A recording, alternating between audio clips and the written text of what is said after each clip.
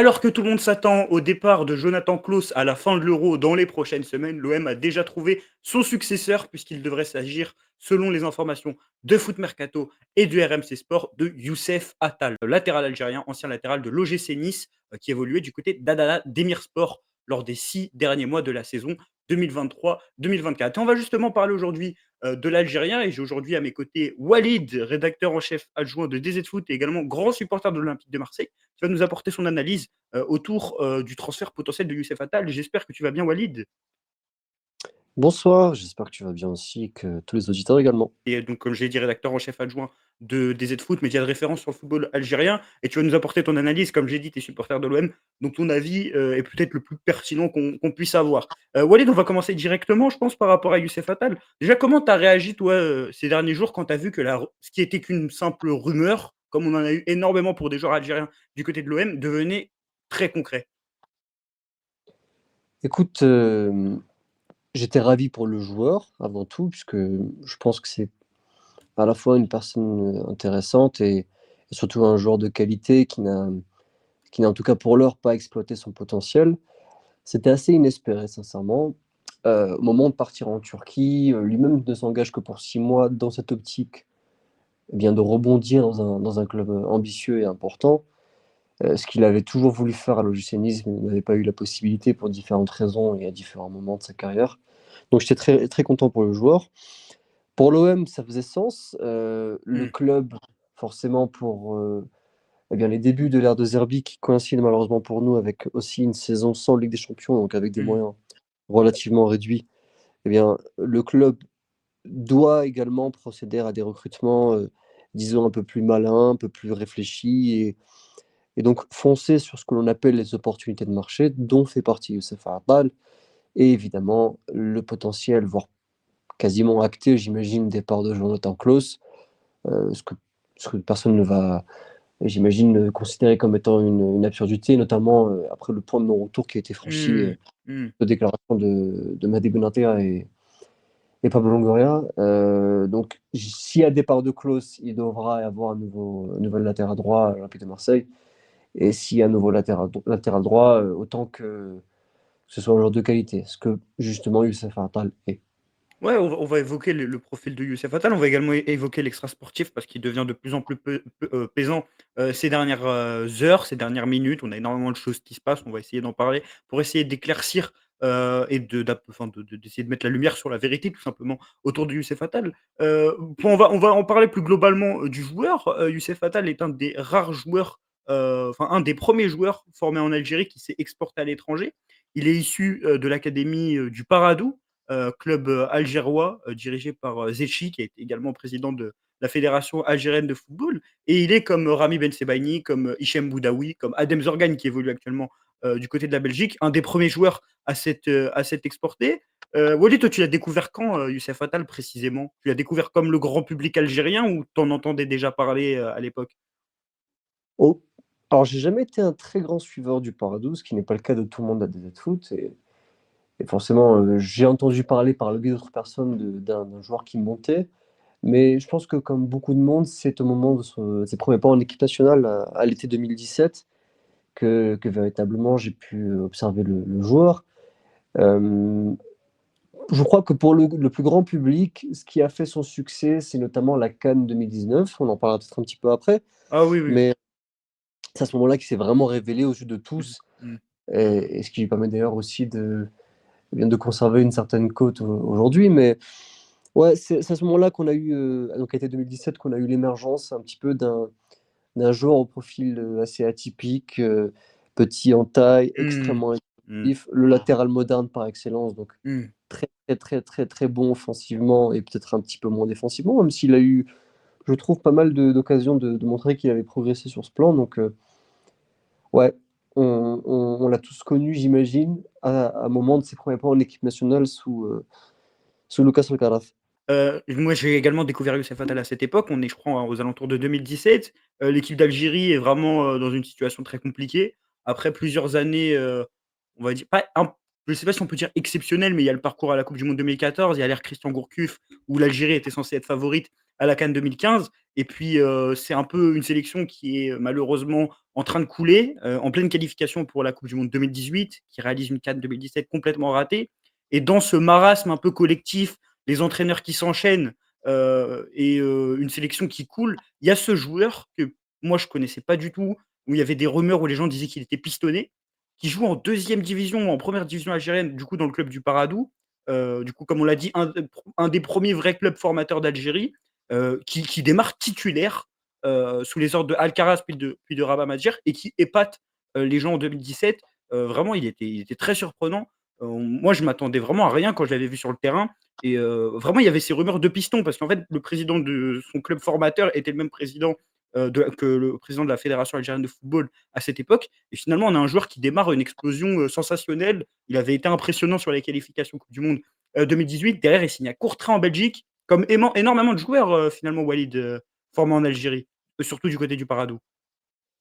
Oui, il y a un espèce de pont qui s'est construit progressivement entre l'Algérie et la Belgique, qui a vu bon nombre de nos talents nationaux s'y rendre, comme tu l'as évoqué, Ben Sebaini, Zorgan également, qui joue à Charleroi, Qadri, Messaoudi, Ben Brali, bref.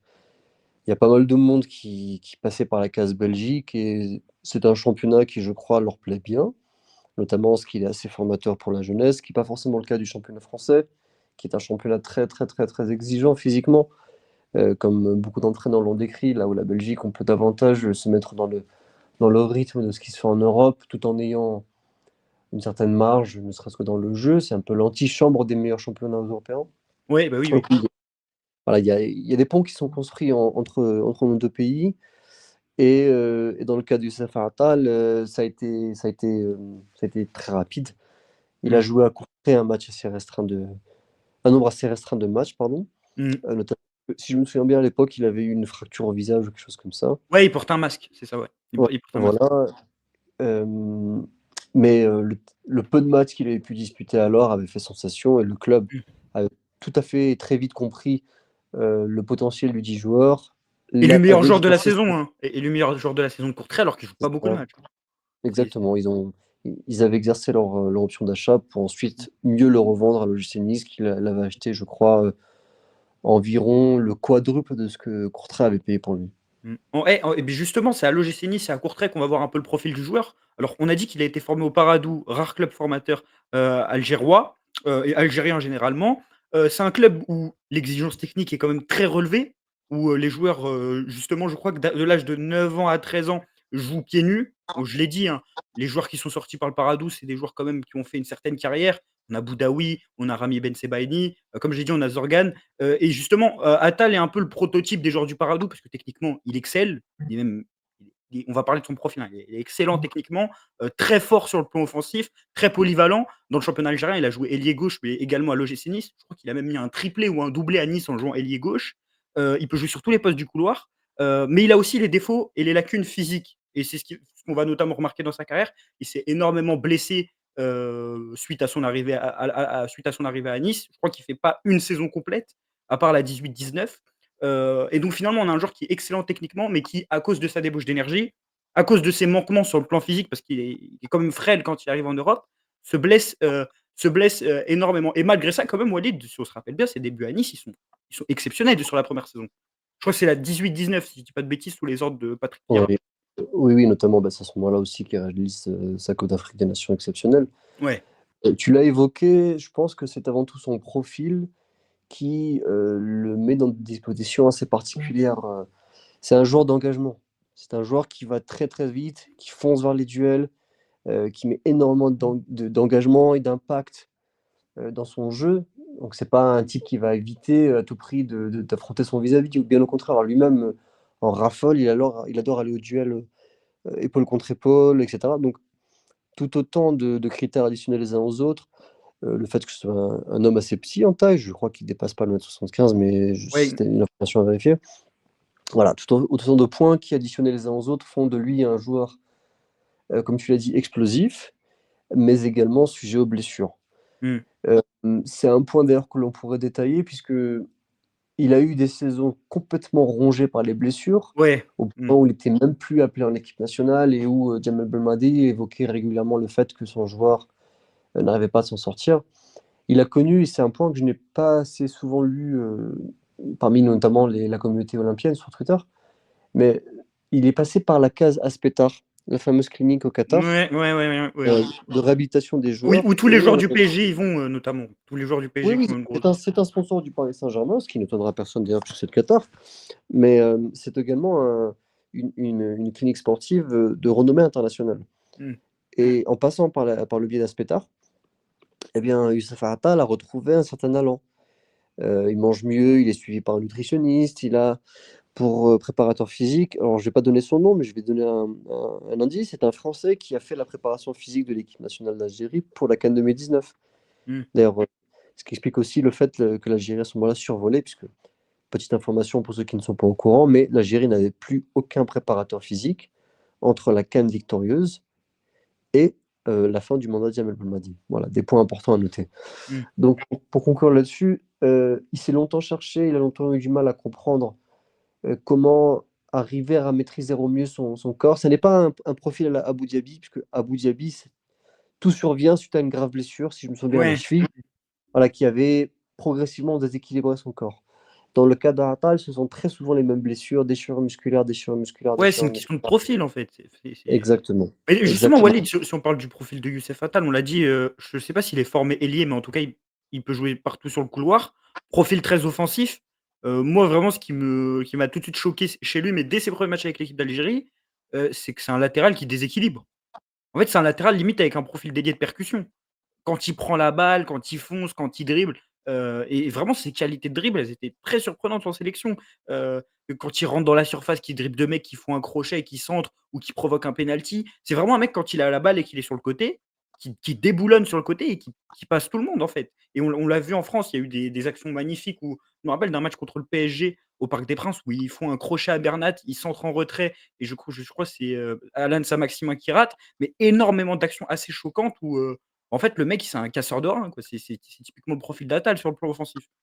Oui, bah, en fait, c'est le latéral moderne par excellence, une qualité technique certaine, une capacité à se projeter vers l'avant et apporter un surnombre offensif certaine, une capacité même, et je pense que c'est un point qui est intéressant, à jouer de son mauvais pied, Ouais. qui Mmh. fait de lui un joueur assez déroutant. On pourra regarder si vous avez la possibilité de défiler certaines vidéos, mais bon nombre de ses buts avec Nice, c'est lui-même qui déborde sur le côté droit, puis qui replie sur son pied gauche et Mmh. qui Mmh. enroule, qui envoie une frappe assez puissante. Je me Mmh. souviens notamment d'un but qu'il avait mis à Mandanda, qui jouait à ce moment-là à Rennes, où il envoie une grosse frappe en pleine lucarne, pied gauche, Mmh mh. en général, juste auparavant, crocheté pied droit. Donc voilà, il a cette capacité-là. Et Mmh. c'est son profil qui est très recherché, très, très recherché par les entraîneurs de haut niveau aujourd'hui, Mmh. qui avait fait, notamment en 2019, l'intérêt d'un certain Pep Guardiola. Et oui, Heu, exactement et beh, si tu veux savoir, ouais, enfin, il y a même enfin, oui, tu le sais, je pense, je vais rien t'apprendre. Mais il y avait un mandat de Manchester City, donc je crois que c'était pour des histoires d'agents que ça se fait pas. À la suite de sa première saison à Nice, pour le recruter, il y avait vraiment un intérêt de Manchester City. En fait, si on parle de Youssef Attal, si on parle en termes de qualité intrinsèque, je sais qu'on dit souvent ça d'énormément de joueurs, mais on est sur un mec qui, s'il n'a pas ses blessures, ne donne pas l'heure à l'Olympique de Marseille. Et je donc et c'est justement là où on va en venir, c'est le pourquoi du comment aujourd'hui Youssef Attal est annoncé du côté de l'OM. C'est tout d'abord à cause de ses blessures. C'est que, bah, à Nice, son évolution a été énormément perturbée. oui, bon, on évoquait ça en introduction, de notre propos, mais l'Olympique de Marseille se fonde également et beaucoup sur ce que l'on appelle les opportunités de marché. Mmh. Youssef Attal en est une, pour différentes raisons, donc j'imagine qu'on évoquera son affaire, extrasportive un peu plus tard, mais Mmh. également, il est vrai que ces blessures à répétition et le fait qu'il ait eu tant de mal à enchaîner pendant un long moment, eh bien, lui ont donné une image d'éternel blessé, de joueur qui n'est donc pas apte au plus haut niveau, qui a forcément un impact sur sa réputation et donc sur son recrutement éventuel par les meilleurs clubs. Effectivement, c'est un joueur qui, au moment où il apparaît, aux yeux de tous, donc au moment où il explose, disons 2018-2019, il a 21-22 ans. Enfin 23 ans même, à la fin de l'année 2019 puisqu'il est né en 96. Hem, à ce moment-là, tout le monde s'imagine que l'Algérie tient enfin son équivalent Hakimi. Ouais. Enfin son joueur qui est destiné au Real Madrid, au FC Barcelone et cetera, et à ce Mmh. moment-là, on a une génération vraiment dorée avec un Ismaël Benassar qui était lui meilleur joueur de la CAN, avec un Mahrez qui Ben fracasse Sebaini de l'autre tout. côté, qui est également Voilà, issu du même centre de formation. voilà, exactement. Donc à ce moment-là, on a vraiment une génération dorée qui émerge et dont il fait partie, dont il est l'un des cadres. C'est l'un des joueurs qui a le plus contribué à la CAN de l'Algérie, cela même en dépit du fait qu'il se blesse. Il Ouais, s'est mais blessé contre pendant la la CAN. Côte d'Ivoire à l'épaule, si je dis pas de bêtises, si je me rappelle Exactement, bien. oui. Et même, Exact. on va se dire la vérité, Walid, l'Algérie sur la CAN 2019, qui est donc remportée par les Fennecs, première CAN depuis 1990, l'Algérie, jusqu'à la blessure de Hadal, est une équipe dominante dans le jeu.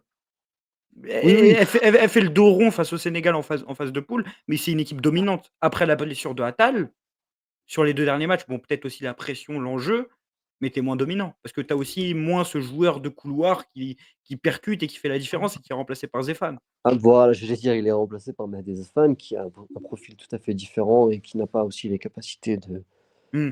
bien de Ratal. Mais bon, l'Algérie, je vais faire ce bref aparté, en 2019, c'est la meilleure attaque, la meilleure défense, une équipe qui bat 2 fois le Sénégal, qui bat le Nigeria, qui bat la Côte d'Ivoire, bref.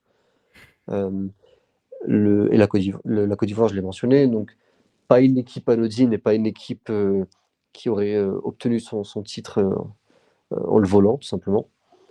Donc, il était l'un des éléments majeurs d'une équipe dominatrice, oui, mais également l'un de ceux qui permettaient au.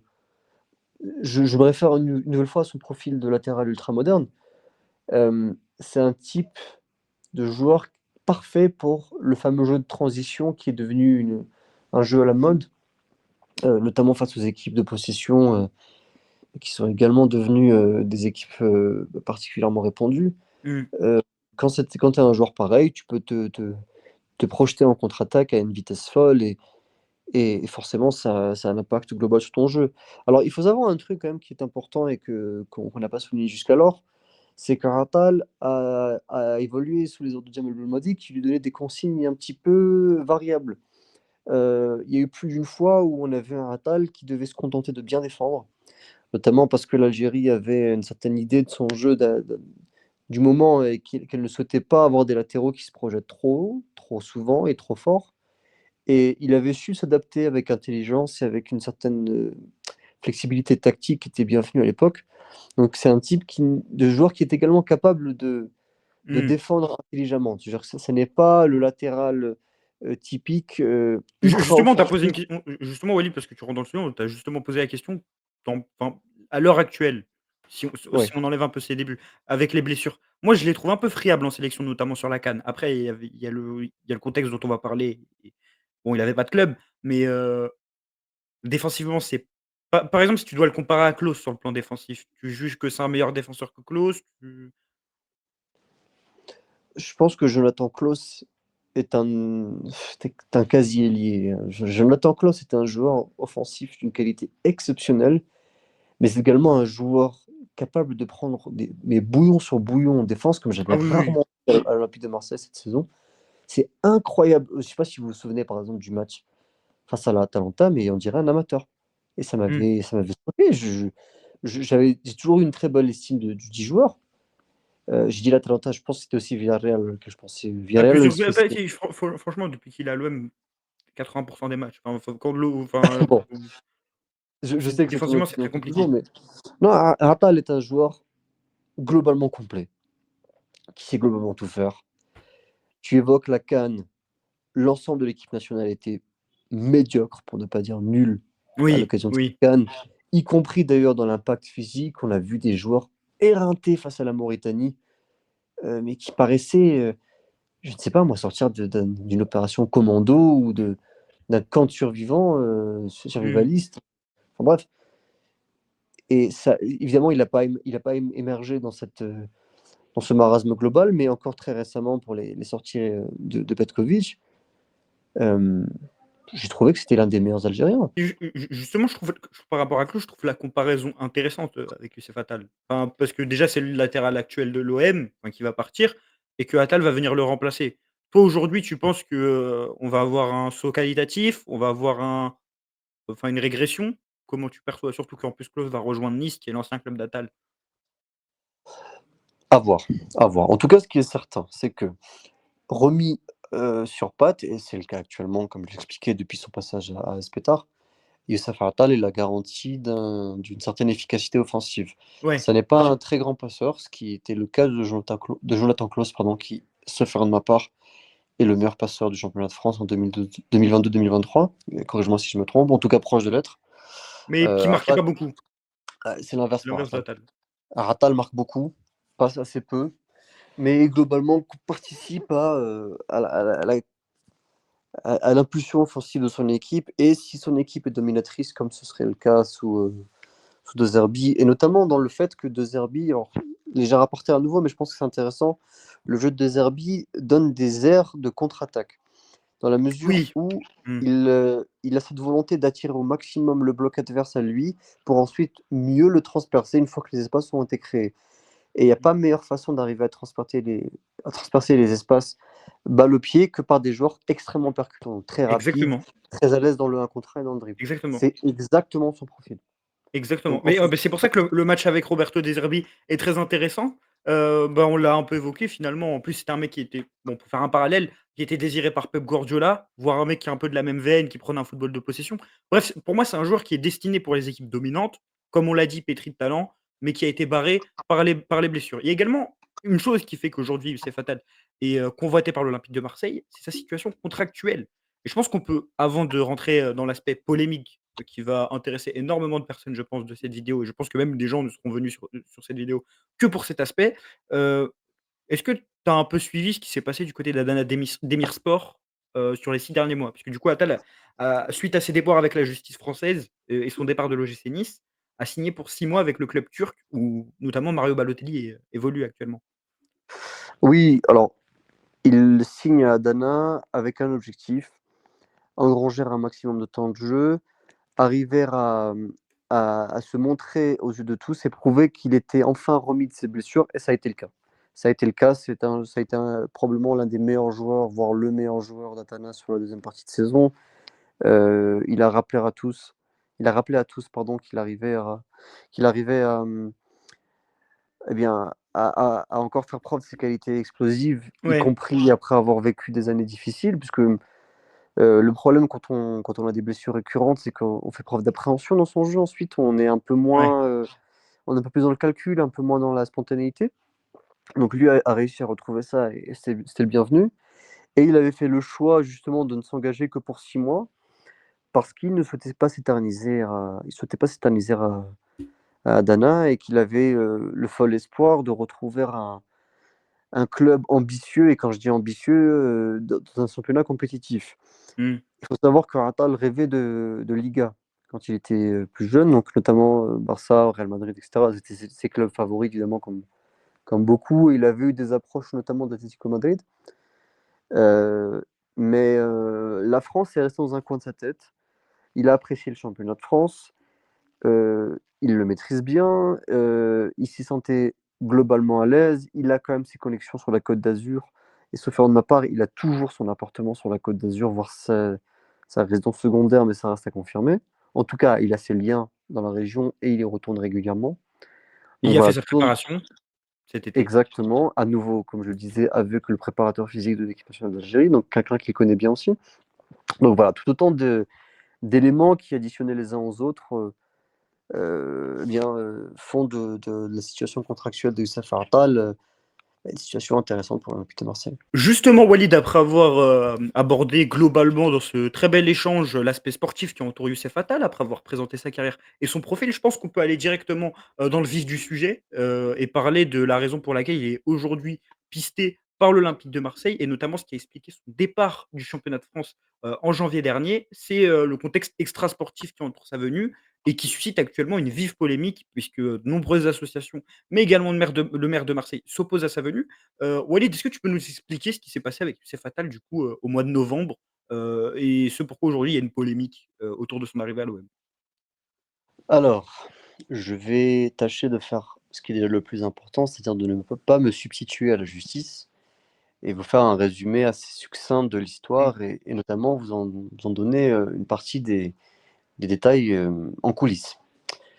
Hem, suite donc au 7 octobre 2023, l'armée israélienne réplique en Palestine et procède à des bombardements de masse qui font un nombre de morts extrêmement important en un temps restreint, de morts civiles, je précise.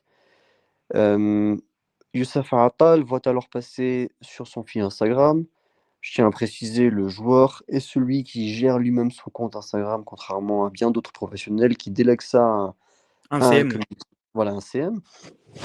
Donc Youssef Attal voit passer une vidéo d'une quarantaine de secondes sur son Instagram, et le début de la vidéo, c'est une forme de supplication.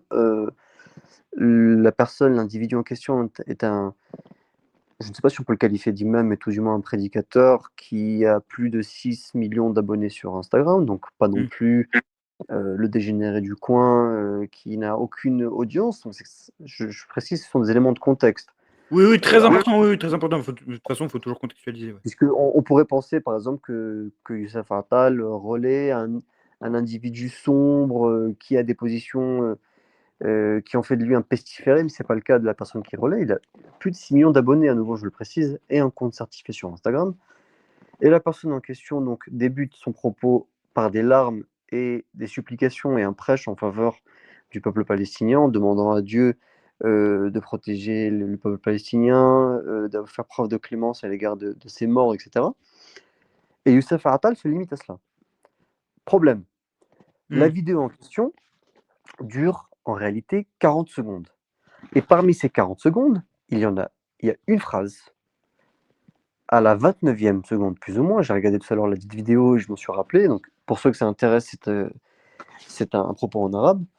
La phrase en question, c'est une demande à Dieu, et je cite, qu'il fasse tomber un jour noir sur les Juifs. C'est le mot qui dit. Yahoud, c'est les Juifs. Mmh. Euh, Problème, c'est que le problème de cette histoire, c'est que Youssef Attal n'a pas vu l'entièreté de la vidéo. Il n'a partagé que ce qu'il a pu voir, donc une dizaine de secondes. Pour ceux qui connaissent Instagram, vous avez une partie des vidéos, puis ensuite, automatiquement, vous passez d'une story à la suivante. Mmh. Et Youssef Attal est prévenu très, très, très rapidement par ses proches que la vidéo qu'il a partagée est problématique, Mmh. évidemment. S'en rendant compte, il supprime immédiatement la story, puis publie une story Instagram à son tour, donc la sienne cette fois-ci, donc ça n'est pas un relais Mmh. comme ça avait été le cas par le passé. Et je précise, c'est important, puisque j'ai pu lire ici ou là que le joueur avait tenu des propos. C'est faux. Le joueur n'a jamais tenu de propos. Et autre précision contextuelle importante, son statut de ressortissant algérien aurait dû l'empêcher de mettre les pieds en Israël, mais pourtant Youssef Attal avait tenu à disputer la rencontre entre Tel Aviv et Nice en, il me semble, 2022. Donc, pour un individu qui serait supposément haineux, il a accepté de s'y rendre. Un nouveau élément de contexte important, et je ne me substitue pas à la justice, mais je tiens simplement à donner des contextes, des éléments de contexte pour que tout le monde puisse comprendre au mieux ce qui s'est passé. Donc, le joueur fait une story environ 30 minutes après la première qu'il a supprimée, donc, dans laquelle il fait part de ses excuses et explique ne pas avoir vu l'entièreté de la vidéo. Mmh. Problème. Très rapidement, en plus. Voilà, problème, le contexte en France en novembre 2023 est très très très tendu. Il y a ce que l'on appelle une forme de risque d'importation du conflit sur le territoire français qui, disons, suscite beaucoup d'inquiétudes, et par conséquent conduit beaucoup conduit beaucoup de politiques à prendre parti sur la question, et à mettre en garde contre toute forme d'antisémitisme, toute forme de racisme. Et donc, très rapidement, le dossier Attal devient emblématique. Il est ciblé par deux personnes particulièrement, Christian Estrosi, Ouais, ben, Denis. maire de Nice, et Philippe Vardon, une figure locale qui était alors l'un des dirigeants de Reconquête, le parti d'Éric Zemmour, et qui était également un ancien dirigeant de Génération Identitaire, groupuscule qui a été dissous depuis par Gérald Darmanin pour incitation à la haine.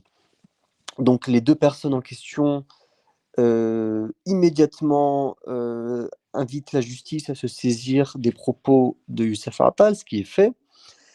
Des institutions, des associations notamment, telles que l'Union des étudiants juifs de France ou le Conseil représentatif des institutions juives de France se saisissent à leur tour du dossier et se constituent partie civile à l'occasion d'un procès qui est intenté aux joueurs. Le procès a pour conclusion la chose suivante: Youssef Attal est reconnu coupable d'avoir relayé ces propos. Il n'est pas tenu compte du fait que le joueur n'aurait pas visionné l'intégralité de la vidéo, puisque l'on estime qu'il est responsable du contenu qu'il partage, et ce, même si, effectivement, le juge conçoit qu'il y a une erreur possible. Évidemment, à nouveau, le cas du joueur est emblématique.